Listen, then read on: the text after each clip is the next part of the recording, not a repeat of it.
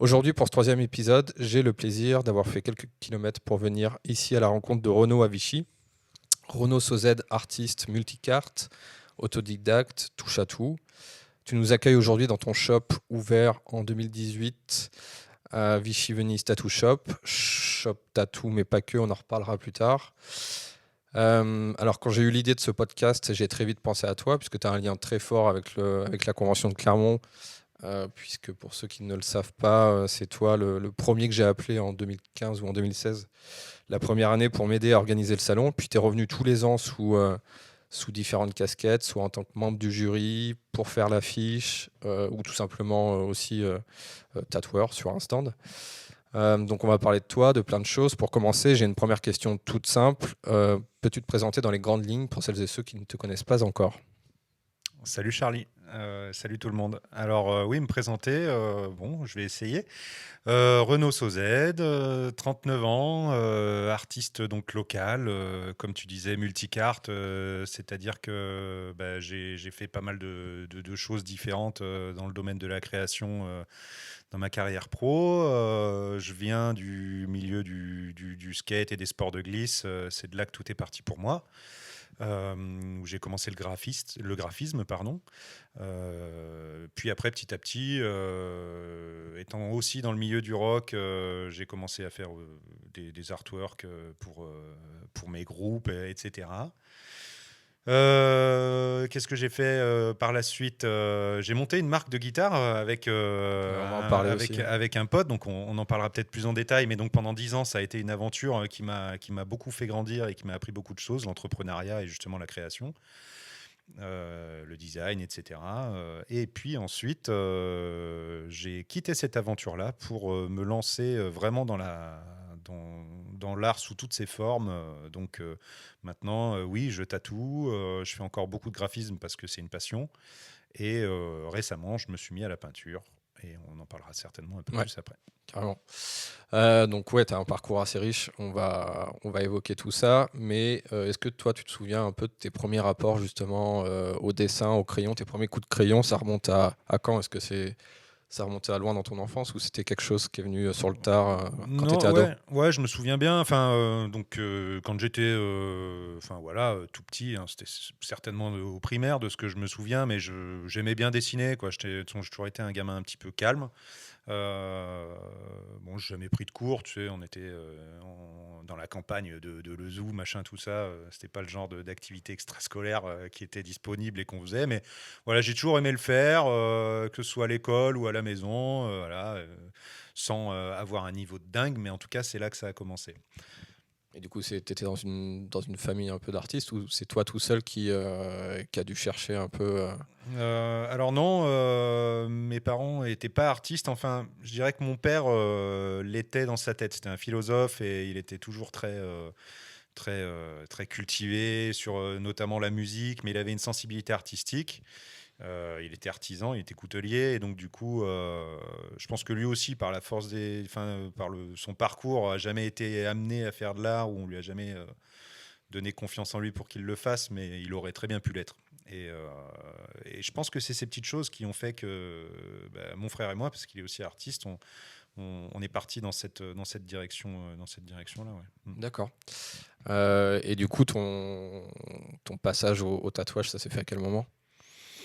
Bon, après, à la vingtaine, j'ai commencé à me faire tatouer, milieu du rock et du skate, quoi. Donc, je veux pas parler comme un vieux, mais c'est il y a 20 ans, en fait. Ouais. Donc, du coup, à cette époque-là, c'était un petit peu moins démocratisé, un petit peu moins, comment dire, facile. Et puis, bon, bref, dans le milieu du skate et de la musique, tu croisais quand même souvent des tatoueurs ou des gens tatoués.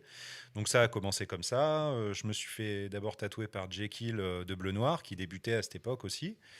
Et ça a commencé comme ça, l'aventure. Et après, en tant que tatoueur, je peux raconter un Ouais, le moment peu où tu as eu la première machine. j'y suis passé. C'est ma femme en fait qui se faisait tatouer par Rémi de All Tattoo à l'époque et qui maintenant c'est le garage tattoo et la manufacture du tatouage dans les Landes. Ce fameux Rémi qui était en train de tatouer mon épouse et puis qui aimait bien ce que je faisais en graphisme, on discutait quoi, j'étais à côté et puis qui me dit c'est cool ce que tu fais et tout. Et t'as jamais essayé de tatouer? Putain, à l'époque, tu parles, c'était super compliqué d'avoir une machine. Tu pouvait pas acheter ça sur Internet comme tu voulais. C'était quand Fallait ça, du avoir un coup? siret. C'est il y a une grosse dizaine d'années. Ok. Il me dit, bah, tu sais quoi, je te monte une machine et puis t'essayes, quoi. Alors, moi, j'ai pas voulu me dégonfler, donc je me suis dessiné une petite typo le temps qu'il terminait son tatou. Et puis voilà, ça a été mon premier tatou. Je me suis mis Tu l'as fait sur comme qui, du ça, coup? ouais. Sur moi, sur Sur moi. toi. Bah ouais, il me dit, Classique. t'essayes, mais sur toi, quoi. Bah oui. Et puis ma foi, tout de suite, en fait, quand tu commences à te servir d'une machine et d'une aiguille, tu as envie d'en refaire un tout de suite derrière. Enfin, tes motives, c'est tellement addictif, puis tu as envie de voir comment ça fonctionne et puis d'essayer autre chose, que j'ai tout de suite acheté une machine. J'ai fait 2-3 gribouillis sur mon frère, sur moi, sur Jules, mon associé à l'époque, qui lui aussi voulait essayer de tatouer. Et puis, il s'est trouvé que je me suis vite aperçu que, ok, j'avais un level en graphisme, mais par contre en illustration et en dessin, c'est pas que j'étais une bille, mais j'apportais rien au truc, quoi. Donc j'ai décidé de poser la machine volontairement. euh, Parce qu'en plus j'avais une boîte, donc le tatou quand tu t'y mets, faut t'y mettre à fond. Il s'agit pas d'en faire un tous les 6 mois. T'étais déjà dans le Wild Custom, là? Ouais, ouais. Ouais, ok. Et donc, du coup, j'ai posé les machines, j'ai dit, allez, je dessine. Donc, tous les jours, j'ai dessiné. Ça a peut-être duré 3 ans, 4 ans, l'histoire. Où, voilà, je me suis fait mon univers. J'ai travaillé ma main. J'avais un œil, mais j'étais pas encore au point sur mes tracés, sur vraiment ce que j'avais envie de faire.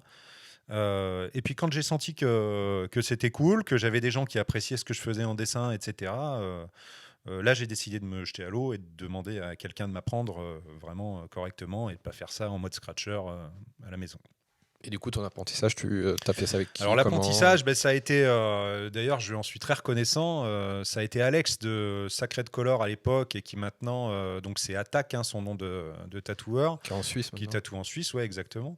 On n'était pas dans le même délire de tatou ou graphique, etc. Mais en fait, il me suivait sur Insta en fait pour mon graphisme et puis pour Wild. Et puis quand j'ai fait le tour des tatoueurs que je connaissais pour demander si quelqu'un voulait me prendre, j'avais une particularité et ça, il y a pas mal de studios qui aiment pas vraiment ça. C'est que vu que j'avais Wild en parallèle, je pouvais pas être H24 en tant qu'apprenti dans une boutique. Je pouvais être là 2 après-midi par semaine. Alors moi, ce que j'avais apporté, c'est que je venais avec mes clients. J'avais déjà des gens qui me suivaient qui étaient chauds. Mais par contre, je ne pouvais pas vraiment faire un apprentissage comme on le fait normalement dans le tatou. Et Alex a eu vraiment l'extrême gentillesse de dire, OK, moi je suis chaud parce que toi, tu vas m'apporter des choses en graphisme que j'ai pas et moi, je vais t'apprendre la technique. Et ça a été très vite du coup parce que je tatouais 2 après-midi par semaine.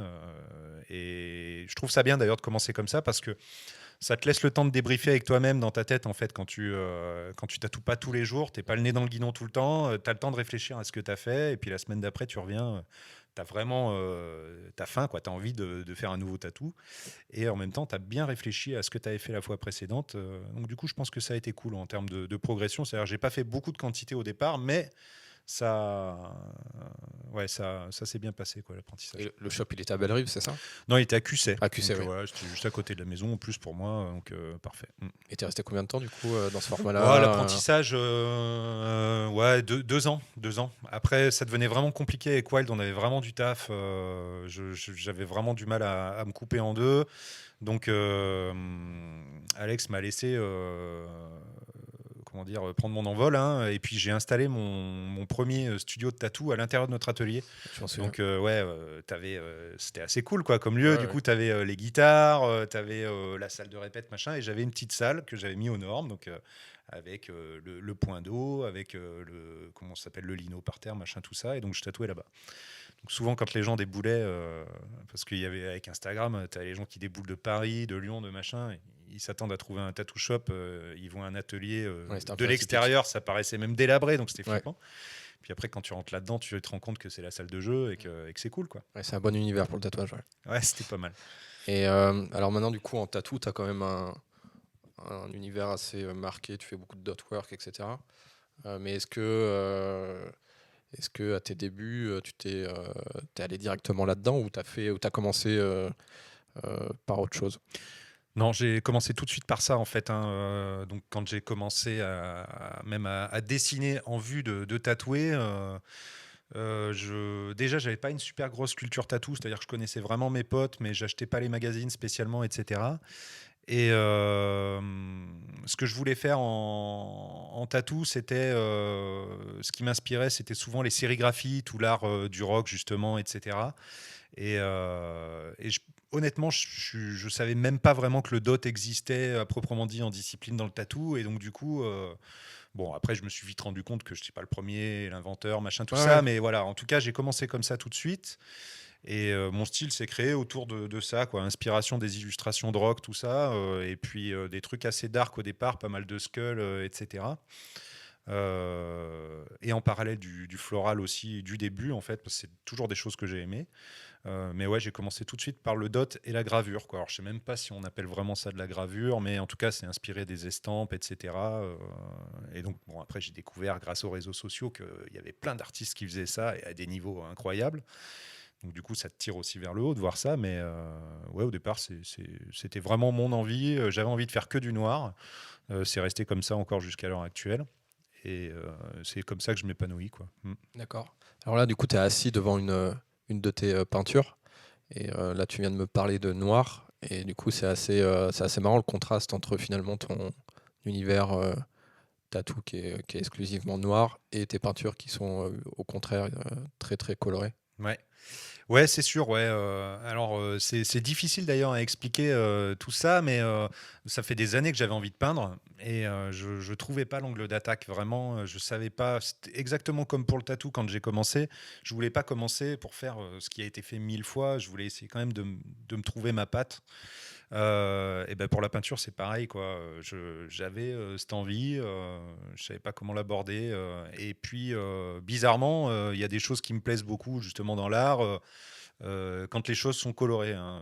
Donc, pendant le confinement, je vais expliquer comment je me suis mis à la peinture, du coup, vite fait. Tu peux prendre ton temps. Ouais, c'est assez simple, hein. J'avais, avant le confinement, aidé des enfants qui sont issus de milieux un petit peu compliqués à s'exprimer, à faire de l'art, donc sur du carton, on avait acheté des bombes, machin, tout ça.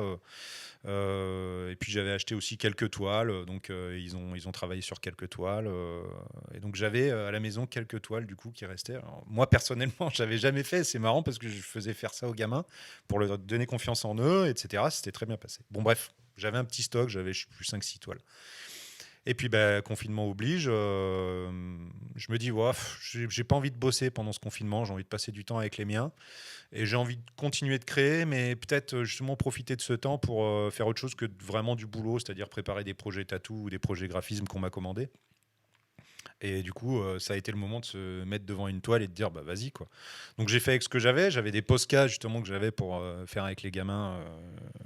Et puis j'avais des bombes de peinture, j'avais aussi des peintures comment dire, murales, quoi, de déco, puisque Sandra, mon épouse, est plus dans ce domaine-là. Donc voilà, j'ai fait avec ce que j'avais à la maison.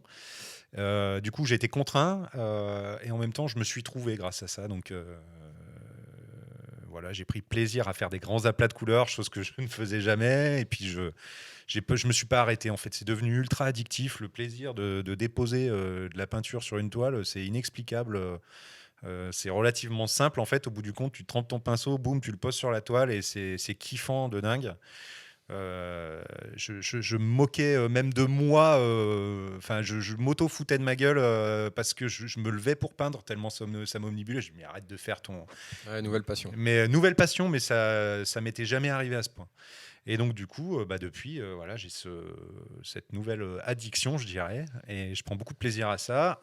Et j'essaye de me laisser de plus en plus de temps pour le faire. Voilà. Ouais, et du coup, c'est assez récent. Enfin, moi, toi, bizarrement, je pensais que. Alors, je sais pas si c'est parce que t'en postes plein en ce moment, mais j'avais l'impression que du coup, ça faisait déjà un moment que tu faisais ça. Du coup, c'est récent, ouais. C'est-à-dire que j'ai commencé au mois de mars Ouais, ouais. 2020, quoi. Hein. Donc, ouais, j'en ai pas fait tant que ça, puisque je les compte. Je crois que j'en suis à 16 ou 17 toiles. Hein, donc, je produis pas tant que ça.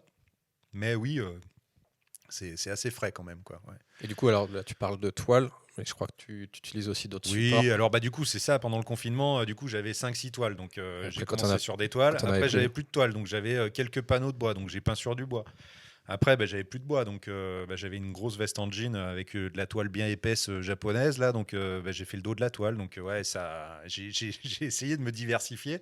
Pareil, après, j'avais des chutes de bois qui n'étaient pas assez grandes. Donc, j'ai fait des découpes, ce qui m'a permis, avec plusieurs pièces de bois, de faire des œuvres un petit peu plus conséquentes. Et ouais, sous la contrainte, en fait, du coup, tu te retrouves à créer et c'est assez cool. Et du coup, je continue dans ce domaine-là d'essayer de ne pas me limiter justement voilà, à la toile, mais ouais, d'autres supports. Alors après, tiens, je vais rebondir là-dessus. Tant qu'on y est, j'ai mon pote Vince Pietri qui est à Aurillac, qui s'occupe du Ouais, festival 10e art, donc de street j'allais en art, parler.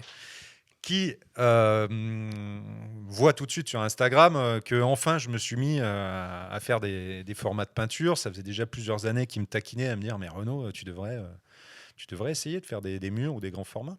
Et donc quand il m'a vu forcément faire une toile, tout de suite il m'a sauté au cou en disant dis donc, on avait parlé de ça, donc maintenant tu vas pouvoir venir à Aurillac pour faire un peu de street art.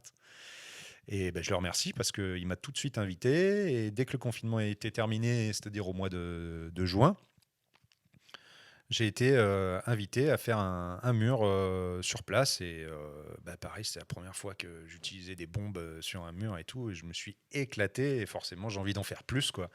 Donc voilà, ça c'est encore une autre. C'était quoi? C'était un gros mur? C'était un bloc Enedis électrique, donc un truc qui doit faire, je sais pas moi, 8 mètres par 3 sur 3 faces quoi, voilà, enfin sur plusieurs faces. Donc ouais, ça fait déjà pas mal pour un débutant quoi, je veux Bah ouais, dire en carrément. termes de taille. Mais en même temps, c'est bien d'avoir de l'espace quand tu fais de la bombe parce que tu peux lâcher tes gestes. Enfin, c'est pareil, ça c'est encore un autre truc. Je comprends que les mecs deviennent addicts au graphe, c'est que le fait de bomber un mur et de pouvoir lâcher ses gestes et faire des grandes traînées, faire des gros aplats avec des fat caps et tout, mais c'est juste ultra kiffant quoi. Ouais. Mm. Et t'aimerais faire quoi là prochainement? Un truc qui, voilà, qui vraiment Ah te brancherait de faire. une façade d'immeuble quoi. Ouais. Ouais, le plus grand possible, avec une nacelle, Ouais. voilà. Donc j'ai quelques projets en tête, mais ouais, le plus grand sera le mieux. J'ai aussi justement dans les projets à venir la décoration d'un espace de coworking Ouais. donc pour une entreprise où je vais avoir des grands murs à décorer, où là justement je vais alterner entre grands aplats, découpes, ajout de matière, etc. J'ai carte blanche, je vais pouvoir me marrer et ça va vraiment être encore une nouvelle expérience, de la découverte. Et puis, disons que j'ai la chance en fait de pas trop me poser de questions. Je sais que j'ai pas mal de potes artistes qui sont toujours en train de se remettre en question, de pas oser, etc. Moi, j'avoue que j'ai toujours été un peu à poser le cerveau et dire bon, je réfléchirai après en fait. Ça avait déjà été ça pour les guitares. On avait monté cette marque de guitare Wild avec mon pote en mode vas-y, on fait ça comme on ferait un groupe de Ouais, musique, quoi. Tu enfin, vois, dès c'est que tout, t'as on y va, quoi. une nouvelle passion, tu Voilà. vas à fond. Et... Et le tatou, pareil, quoi. J'ai envie d'en faire, j'en fais. Voilà. La peinture, j'ai mis du temps à m'y mettre. Ça, c'est un autre sujet philosophique, mais je pense qu'il y a pas mal d'artistes qui vont peut-être se retrouver dans ce discours. C'est que je me sentais pas légitime. Tu vois, je venais pas d'une école d'art, machin, tout ça. Et j'avoue que bêtement, ouais,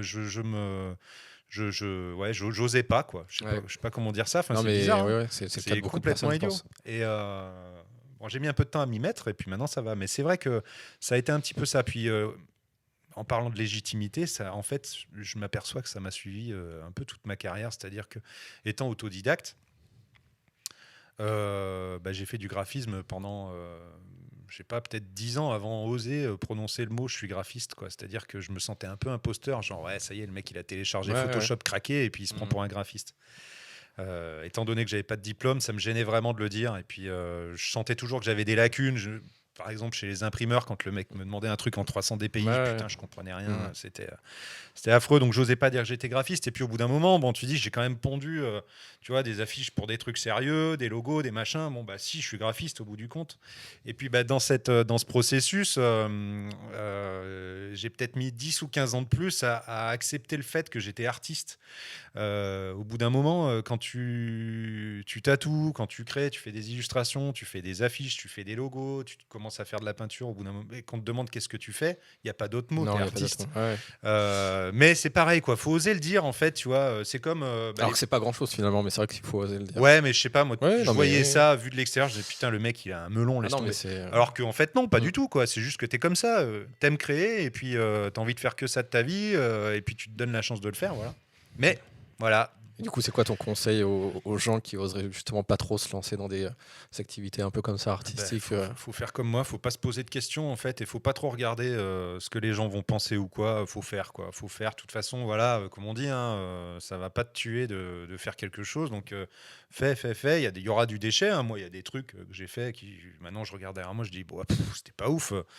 Où il y a des choses aussi que tu fais parce qu'on te l'a commandé de cette manière-là et où t'as pas encore, je dirais, la force mentale pour dire non, je le fais pas ou je le fais pas comme ça ou tout ça. Mais quoi qu'il arrive, en fait, ça te sert toujours, quoi, de produire beaucoup et de faire sans trop réfléchir. Moi, c'est le conseil que j'ai à donner, quoi. Faut y aller, hein. De toute façon, on n'a qu'une vie et puis demain, ça peut s'arrêter. Donc, si tu as envie de faire un truc, tu le fais, c'est tout, hein. Et toi, du coup, tu en es à un stade où tu fais exclusivement des choses qui te plaisent ou tu fais encore de la commande client, des choses voilà, qui te font pas trop rêver, mais ouais, de l'alimentaire, quoi. Alors, en tatou, plus du tout. C'est-à-dire que, je dis ça, non, il y a toujours un pote qui va venir de temps en temps, me saouler, à me demander un truc que j'ai pas envie de faire, mais vu que c'est mon pote, je vais le faire. Mais je veux dire, en gros, je fais que ce que j'aime, mais j'ai envie de dire, la plupart du temps, de toute façon, les gens viennent me voir pour ce que je fais, vu que j'ai toujours posté des choses noir et blanc dans mon délire. Donc, ouais, non, j'ai pas beaucoup à filtrer. Je le fais, mais au bout du compte, c'est relativement naturel. En graphisme, c'est différent, c'est-à-dire que, par exemple, chose que je fais régulièrement, c'est des affiches un peu art nouveau, parce que c'est un truc qui m'a toujours fait kiffer. Donc là, par exemple, la ville de Vichy me demande une affiche, il me donne quelques contraintes, ça fait partie du truc, ça me fait plaisir de le faire. Voilà. À partir du moment où je sens le truc, je vais pas non plus dire non, je fais que ce que je veux, machin, tout ça. Et en peinture, par contre, là, pour le coup, j'ai vraiment envie de n'écouter que mes envies et de ne pas me laisser trop guider par des commandes, quoi. Voilà, donc là, pour l'instant, en tout cas, à ce niveau-là, ouais, je fais vraiment que ce que je veux. Voilà. Ok, cool. Alors, on est ici dans un petit passage très joli de Vichy.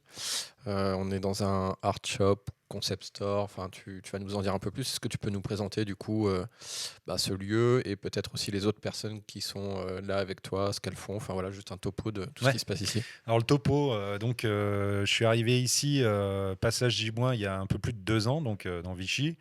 À la base, donc je quittais Wild, voilà, nouvelle aventure. Je laissais ma place dans l'entreprise et puis il fallait que je rebondisse et que je fasse ce que j'aime. Et donc, je pouvais pas le faire de chez moi, tatouer à la maison. Bon, ça se fait pas. Et puis, je voulais un studio.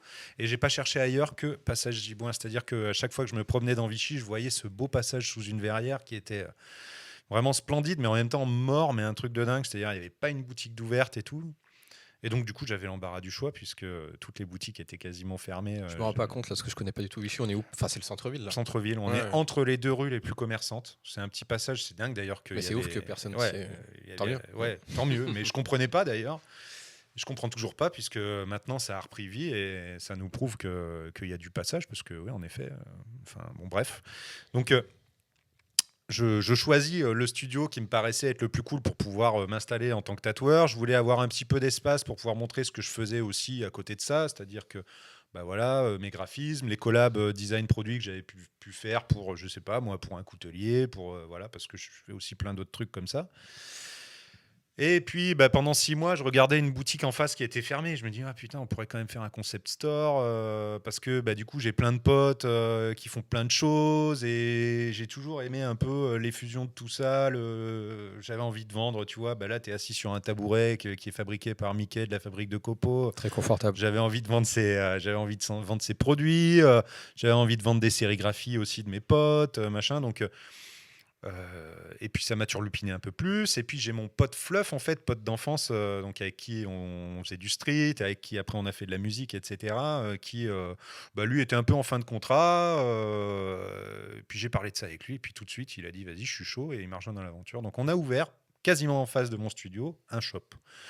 Donc, le shop, c'est vraiment ce qu'on appelle un concept store, hein. Alors, c'est un peu un mot fourre-tout, mais c'est exactement ça. C'est-à-dire que dans le shop, on va trouver des jouets pour gamins, mais des trucs qu'on trouve super cool ou pour lesquels Sandra, mon épouse, va avoir fait des photos parce que c'est un peu son job. On va trouver des fringues parce que, étant voilà, du milieu du skate et de la moto, moi, je me suis toujours intéressé un peu à cette mode, à cette créativité. Donc, voilà, on vend nos fringues à nous parce que j'ai pas pu m'empêcher de développer quelquefois des petits t-shirts, voilà, des trucs un peu sympas. On trouve des artworks forcément, des reproductions Ouais. de visuels que j'ai pu faire ou d'autres artistes, d'autres amis. Voilà, des trucs pour la déco. Enfin, c'est tout et n'importe quoi en fait. Et je crois que tout le monde y trouve son compte parce que quand les gens passent, en fait, voilà, ils kiffent quoi. Il y a plein de trucs sympas et puis c'est comme ça un peu qu'on envisage le truc quoi. On vend ce qu'on aime, on vend ce qu'on achète nous pour nous. Et puis ma foi, on réfléchira demain si ça va pas, mais ça Pour le va, moment, ça va. ça va. Et niveau tatou, du coup, t'es tout seul ou Niveau tatou, bah oui, ça y est, il faut que je finisse de Ah oui, quand même. présenter. Donc j'étais tout seul, j'avais bien l'intention de rester vraiment tout seul en mode Tel l'ours ours. que tu es. Ouais, puis en fait, j'aime bien être chez moi en fait.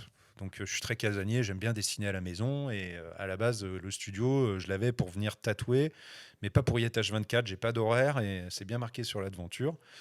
Et puis j'ai le petit Théo Laguet il y a quelques temps, il y a un peu plus d'un an, qui est venu me voir et qui me dit ouais, on m'a conseillé de venir te voir.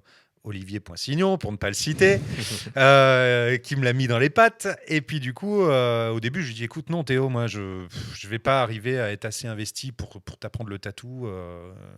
Et puis il est revenu à la charge une fois ou deux. Et puis en même temps, j'adorais ce qu'il faisait. Je trouve qu'à 20 ans, avoir un tel univers déjà, ça m'impressionnait quoi. Donc, et puis j'ai quand même ce côté gentil qui sait pas dire non. Donc au bout d'un moment, j'ai craqué. Je lui dis bah viens, je vais t'apprendre parce que franchement, je te vois galérer. Et puis j'ai été à ta place. C'est Ouais. compliqué de trouver un apprentissage tatou, on le sait tous quoi. Et donc du coup, j'ai juste mis mes conditions en mode. Par contre, ça sera à mon rythme. On va pas faire d'abattage. Moi, j'en fais pas. Je veux pas que t'en fasses. Je vais essayer de te transmettre non pas un style parce que toi t'en as un, mais une philosophie de vie et de travail. Voilà. Donc c'est ce que j'essaye de faire. Donc Théo des boules à Vichy.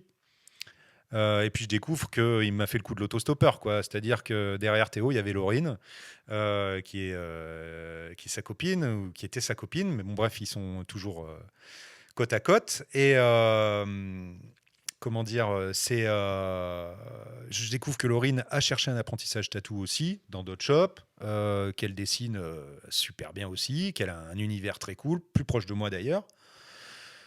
Et puis du coup, je lui dis non mais arrête de galérer. Après, elle cherchait un taf de caissière quelque part pour que Théo puisse se lancer. Et puis elle peut-être après et tout. J'ai dit bon, laisse tomber, tu viens aussi. Quitte à apprendre à un, j'apprends à deux. Et puis voilà. Ouais.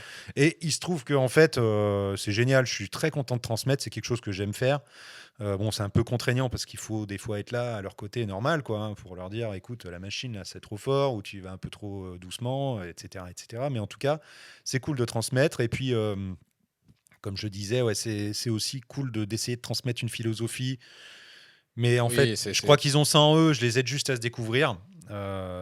Mais je pense que de toute façon, ils ont la même vision que moi du tatou, c'est-à-dire se faire plaisir aux gens, rester essayer de faire évoluer son art, mais en tout cas travailler dans son univers et essayer de le développer tout en faisant plaisir aux clients et en étant à leur écoute. Et du coup, on s'est bien trouvés tous les trois, quoi. cool. Et du coup, pour celles et ceux qui connaissent pas ce qu'ils font, tu peux nous expliquer juste vite fait, voilà, dans quel style ils Ouais. évoluent. Alors, je vais commencer par Théo. Donc Théo, je dirais que c'est un style très contemporain, très abstrait. Pas facile du tout, je dirais, pour le commun des mortels. Et en même temps, il a vraiment une patte très touchante. Il y a beaucoup de poésie dans ce qu'il fait.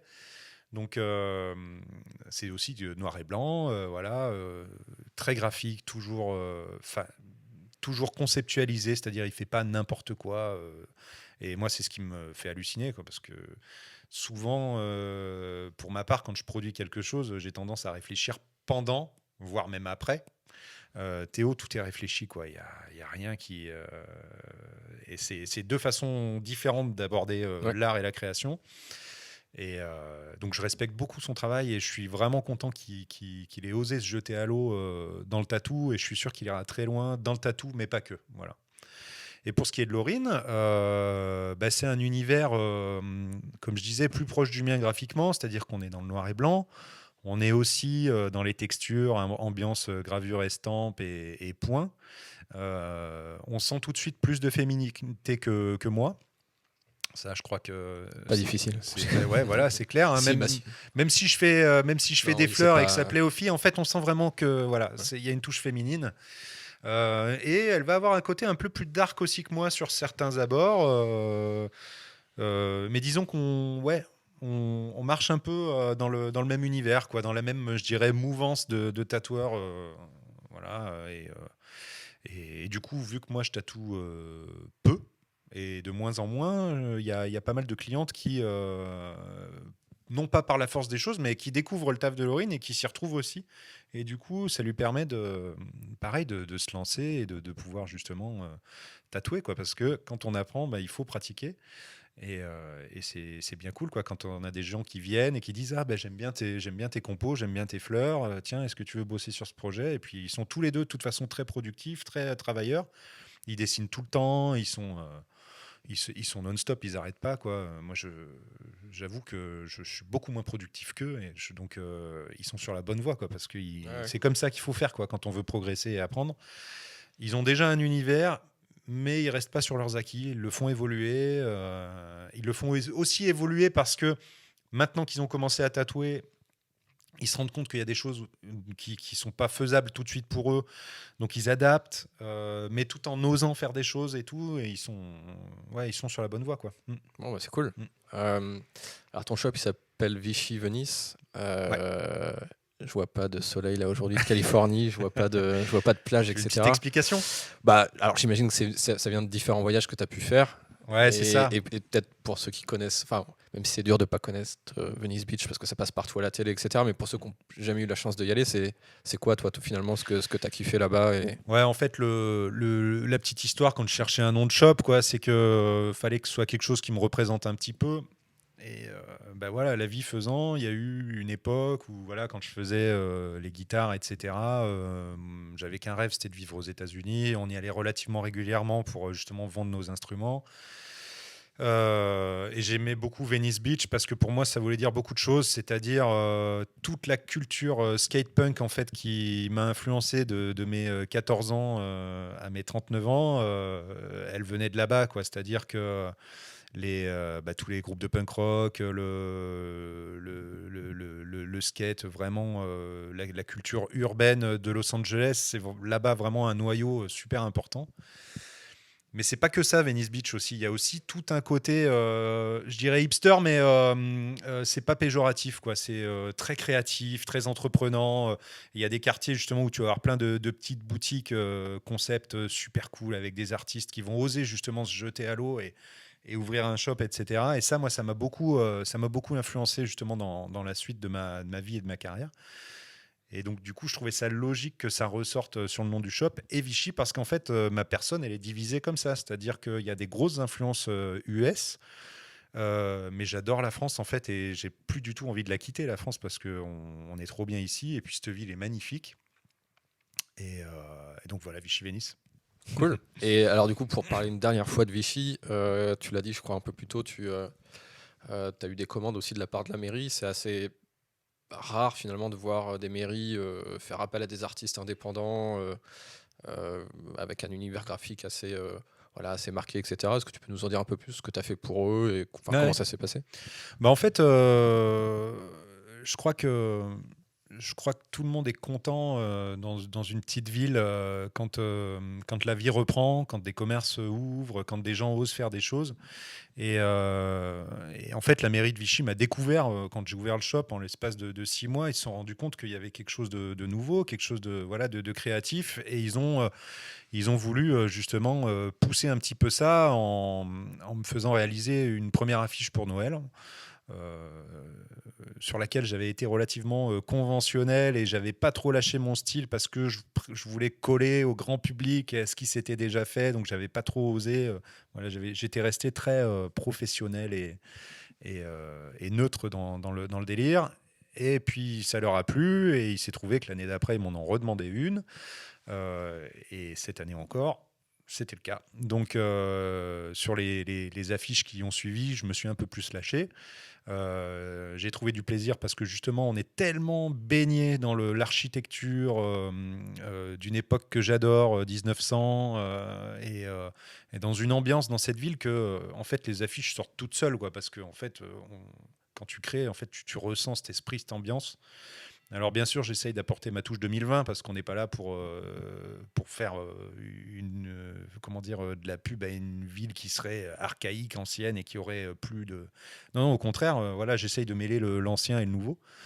Et je crois que la ville est contente de ça. Ah, c'est marrant, j'avais vu passer, je crois que c'était il y avait eu un article sur la montagne et du coup il y avait beaucoup de gens qui commentaient en disant ah ouais, enfin, on l'a vu, c'est super, etc. Et les gens qui commentaient finalement c'était peut-être une frange aussi de personnes à qui tu t'adresses pas trop habituellement Ouais, sur les carrément. réseaux sociaux, etc. C'était plus voilà, Jacqueline Tout à fait. et Bernard voilà, qui commentent des articles à montagne. Ouais. Et ça du coup c'est cool de voir que bah, du coup tu peux aussi parler à ces gens-là via ton boulot, quoi. Ouais, bah tiens, ça me fait rebondir justement sur toujours ce processus de se chercher, quoi, et de savoir qui on est et ce qu'on veut faire. J'avoue qu'il y a 10-15 ans, quoi, quand j'étais dans Wild et que j'étais jeune, un rocker, etc. Pour moi, il fallait être il fallait être un puriste. Donc, je suis un rocker, donc je dessine que des têtes de mort et puis que des trucs punk rock et tout. Et puis après, bah, du coup, la vie fait que tu grandis, tu évolues. Puis, en fait, je suis pas que un rocker qui kiffe les têtes de mort. Je m'aperçois que, bah, au bout du compte, je suis un papa, j'ai 3 enfants. J'adore. Par justement, enfin j'ai découvert ça à travers ma femme, la déco. J'adore les fleurs, j'adore les plantes. Ça, c'est des choses que je m'avouais pas à 25 ans, quoi. Et puis petit à petit, ça a pris un peu plus d'importance pour moi. Et tout ça pour dire que de plus en plus, en fait, je m'accepte sous toutes mes facettes et j'aime l'art nouveau, j'aime Mucha, j'aime les fleurs, j'aime dessiner des belles femmes avec des belles chevelures et tout, chose que j'aurais pas fait avant, mais autant maintenant, en fait, je me dis, je me fais plaisir. Alors oui, c'est différent de ce que je fais en peinture, c'est différent des trucs un peu dark que je fais pour des pochettes d'albums de rock ou des affiches ou pour des tatous. Mais en fait, je suis tout ça. Donc, au départ, je me disais, les gens vont pas comprendre en fait parce que je fais trop de trucs différents. Maintenant, je me pose plus la question. Je me dis, au bout du compte, voilà, certaines personnes vont me connaître pour les affiches que j'ai fait pour la ville, qui plaisent beaucoup voilà, à une certaine catégorie de personnes. D'autres vont me connaître, voilà, pour mes têtes de mort un peu plus trash, et d'autres pour mes peintures avec du rose et du vert pâle. Mais au bout du compte, voilà, c'est ma personne. En fait, je m'aperçois que je suis pas le premier à avoir fait différents trucs, hein. Le meilleur exemple, Loin de là, ouais. je l'ai découvert ce week-end parce que j'ai une culture un peu bof en art. J'ai découvert que Picasso, en fait, il a pas toujours fait des trucs abstraits, quoi. Le mec a fait des portraits de dingue, il a fait des trucs presque BD, quoi, tu vois. Donc, au bout du compte, je crois qu'il faut se laisser porter. Bon, il faut bosser aussi. Donc, des fois, quand l'administration ou en tout cas une mairie te demande une affiche, bah, t'es content, quoi, parce que ça te fait un job. Et puis ça te change aussi, ça te sort de ton quotidien. Mais ouais, faut pas avoir peur de ça. Ok. Alors, tu en as parlé un peu, mais on va revenir un peu dessus. C'est Wild Custom, parce que du coup, ça a été quand même un gros moment, je pense, je sais pas combien de temps ça t'a occupé dans ta vie, peut-être 10 ans. 10 ans. Ouais, voilà, Ouais. 10 ans. Donc, c'est un gros morceau. Nous, je crois, on s'est connus à peu près à ce moment-là, parce que du coup, on avait fait le Wild Fest ensemble à Clermont-Ferrand avec Red Fang, Ouais, voilà, trop cool. avec plein de groupes de rock. Ça a été euh, quoi les moments pour toi les plus marquants de cette aventure-là et aussi quand on parle de graphisme, d'illustration, etc. Qu'est-ce qui s'est passé pour toi là-bas Ah, je pourrais écrire un bouquin, quoi. C'est dingue. En fait, on est parti de rien. C'est-à-dire qu'un jour, Julien, donc on avait un groupe de garage ensemble. Et puis, il commence à customiser une gratte parce qu'il était ébéniste. Et puis, du coup, on aimait les guitares un peu collector, un peu. Donc, il vient me voir en me disant, ouais, tu veux pas me faire un logo Et puis je lui dis bah si, et puis je lui fais le logo, sauf que quand je fais le logo, je dis ouais mais attends, on fait une page MySpace du coup, et puis après je dis mais attends, faut on fait une marque quoi, tu Ouais, vois. vous êtes Voilà. chauffé direct. Donc c'est parti comme ça. Et en fait on a commencé, on a fait un compte commun parce qu'on n'avait pas fait, l'auto-entreprise n'existait pas je crois, et puis on faisait ça un peu en mode pirate. Donc on fait un compte commun pour acheter des parts, pour acheter les premières machines. Et où est-ce qu'on met les machines? Dans la cabane de jardin de ma mère. Donc ça a commencé comme ça vraiment. Et puis bon quand j'ai quitté Wild, donc il y a 2 ans de ça, ça faisait 10 ans qu'on était dans cette aventure.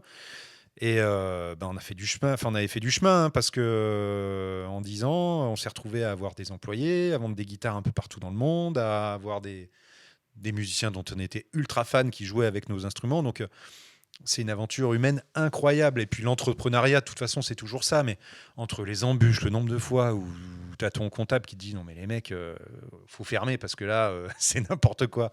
Et puis tu te dis, je peux pas. J'aime trop ce que je fais. Je crois trop en ce que je fais.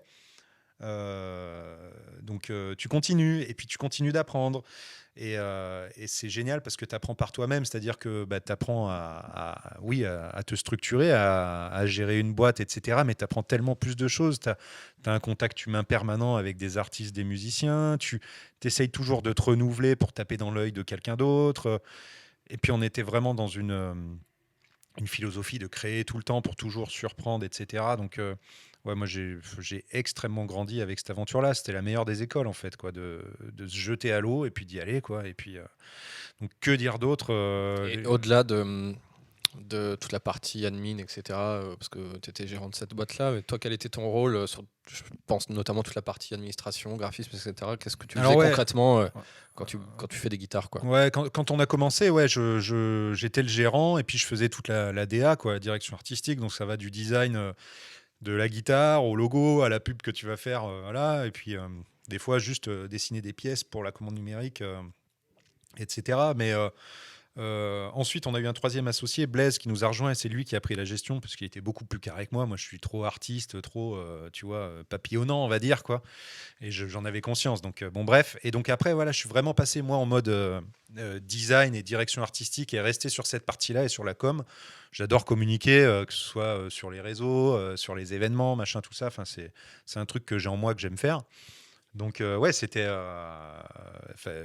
du coup je me rappelle même plus la question, mais oui, c'était ça, quoi. Non, mais ouais, enfin quel est, ouais, non, tu t'as répondu, c'était quel était ton job, Ouais. voilà, c'était. Mais ça allait du design pur et dur de l'instrument de musique Ouais. au dessin technique d'une pièce à la con Ouais. qui permettait de le réaliser, mais aussi au petit logo qui allait nous permettre justement de communiquer, quoi, voilà. Et pour ceux qui nous écoutent et du coup qui n'ont jamais vu une guitare Wild, en gros, ça ressemblait à quoi? Ça ressemblait à ce que tu fais, ce que tu peux faire en tatou, etc. Alors ou... ouais, en fait sur certaines on pouvait retrouver vraiment ma patte illustrative parce que on avait une certaine gamme où en fait on avait des plaques en aluminium qui étaient gravées. Donc on faisait graver mes artworks dessus. Je les réalisais exprès pour ça. Donc voilà, on retrouvait vraiment ma patte graphique. Mais après, non, il y avait aussi beaucoup de design produit où ça, c'est encore une autre corde à mon arc. J'ai fait des choses très contemporaines, très inspirées design automobile, parce que c'est aussi un truc qui me passionne, tout ce qui est motorisé. Donc ouais, non, je pense qu'il faut vraiment aller voir, quoi, pour se rendre compte, et puis il faut aller voir et remonter le feed sur des années, parce que ça a été vraiment très divers. Il y a eu des trucs très rock'n'roll, très trash, très bousillé presque, pour y donner un côté garage. Vraiment plein de trucs. Ouais. Puis en plus, j'étais pas tout seul, c'est-à-dire que on était vraiment 2 créatifs. C'est-à-dire Julien aussi, qui est le luthier chez Wild, dessinait aussi des formes de guitare. On échangeait, quoi. C'est-à-dire que la créativité, elle était en commun. Et c'est aussi pour ça que ça a été très productif pendant tout ce temps, quoi. Ok. Alors, comme je le disais en intro, tu as été le premier que j'ai appelé quand j'ai eu envie d'organiser la convention de Clermont. Qu'est-ce que ça t'évoque, cette première année de convention, comme souvenir, mis à part que ça nous servait d'excuses pour faire des raclettes, pour parler d'organisation, etc. Encore une belle aventure humaine, et puis encore un truc où on n'a pas pu s'empêcher de le faire, quoi. Je pense que tu es comme moi, tu as une idée, faut que tu y ailles, quoi. Donc là, c'était pareil.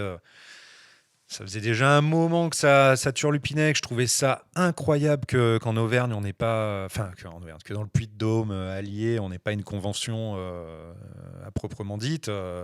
Alors qu'il y a un nombre de tatoueurs dans le coin, mais hallucinant. Il y a un niveau qui est comme ailleurs, quoi, je veux dire. On n'est pas On n'est moins, pas à pas moins plaindre. bon, pas moins. Voilà. Donc, ça paraissait, en fait, à partir du moment où on a eu cette petite graine semée dans notre esprit, je pense qu'on est d'accord, c'était impossible de pas le faire, quoi. Fallait qu'on le Ouais, fasse, quoi. ouais. Voilà. Donc, franchement, j'en garde un super souvenir parce que je me rappelle quand Pascal Tourin est venu nous voir, enfin, quand il est arrivé la veille, le mec il dit mais c'est même pas dans Clermont, il va falloir que les gens ils prennent une voiture pour aller à Cournon. C'est quoi Cournon? C'est à 15 km de Clermont, 10 km, mais je comprends pas et tout. Mais les gars, ça va être un flop. Et quand je me rappelle la gueule qu'il avait à la fin du week-end et qu'il avait vu comment on s'était fait défoncer par le nombre de gens qui étaient venus et tout. Franchement, non, c'était une réussite, c'était cool, on avait le smile et puis c'était parti, quoi. Et ça fait vraiment plaisir. Et puis après, les années d'après, donc bon, moi, il fallait aussi que je me concentre sur Wild parce que c'est toujours compliqué de faire 10 000 trucs en même temps. Ouais. Jury, je crois, la deuxième année, Ouais. ça a été le truc le plus dur que j'ai pu faire en fait, C'est parce vrai. que juger le taf des autres, là, quelle horreur. Ça revient un peu à la question d'être légitime ou pas, Ah etc. ouais, bah ouais, complètement. La Bah ouais. barrière.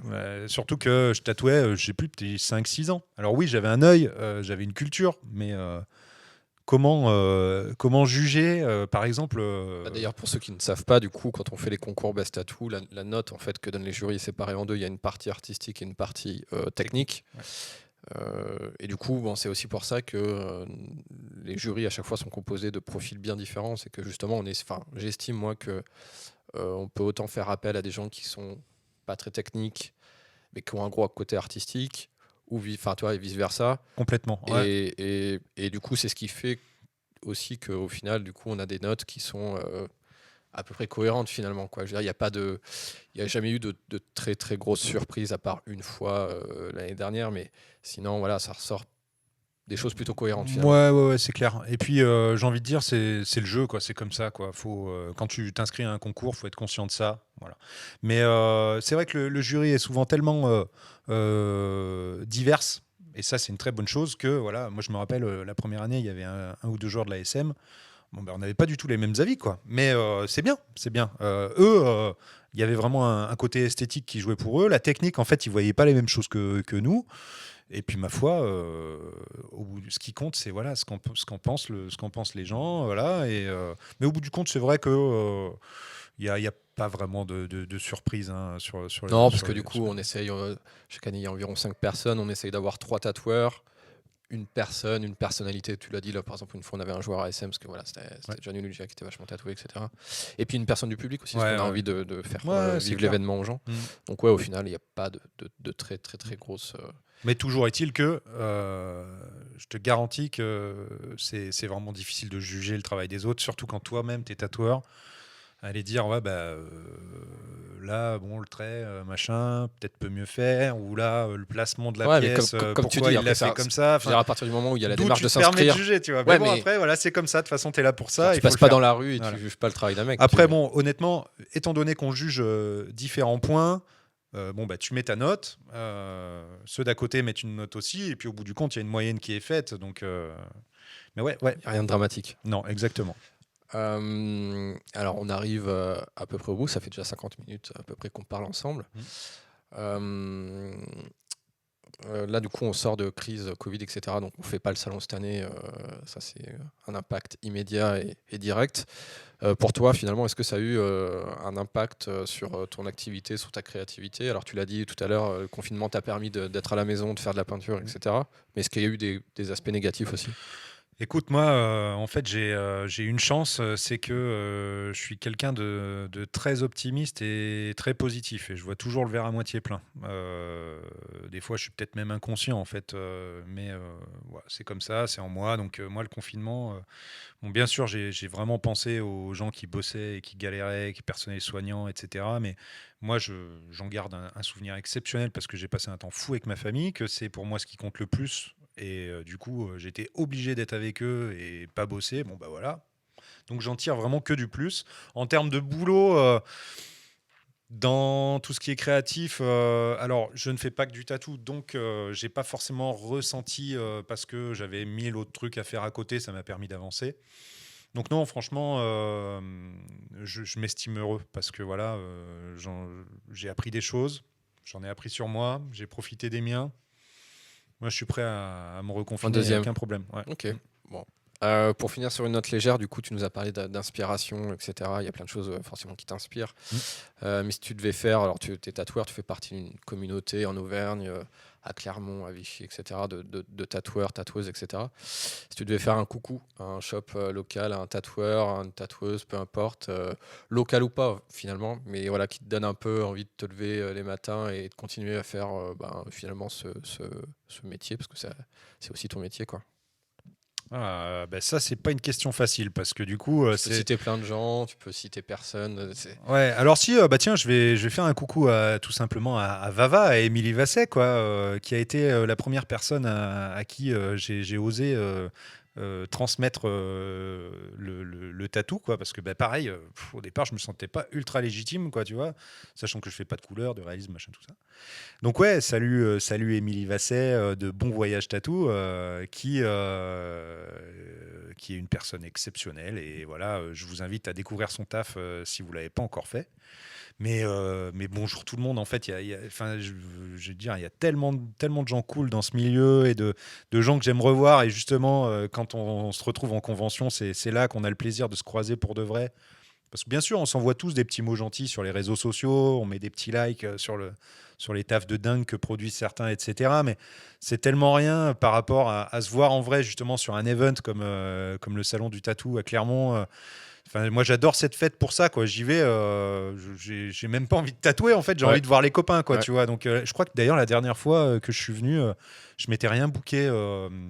Ou juste un truc le dimanche matin parce que justement je voulais avoir le temps de voir les potes, quoi. Ouais. Et je pense que je dois pas être le seul à faire ça parce que c'est vraiment l'occasion de se retrouver, quoi. Ok, cool. Et écoute, on arrive au bout de notre discussion. Est-ce que tu as envie de rajouter quelque chose ou est-ce que tu penses avoir fait le tour? Ouais, non, je crois qu'on en a déjà pas mal dit. Si les gens ont réussi à tenir jusqu'au bout, écouter jusqu'au bout, je les félicite.